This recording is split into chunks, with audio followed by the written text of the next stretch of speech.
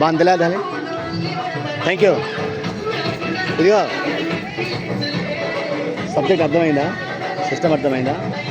ఆలోచించు, బలవంతం లేదు. ఎన్నోసార్లు డాడీకి చెప్పాను, కుదురుతుంది అనుకుంటే మీరందరూ కలిసి కుదురుతుంది అనుకుంటే కట్టుకోండి, ఎప్పుడైనా అప్పుకో తప్పో మంచులు. ఓకే ఓకే, జాగ్రత్తగా.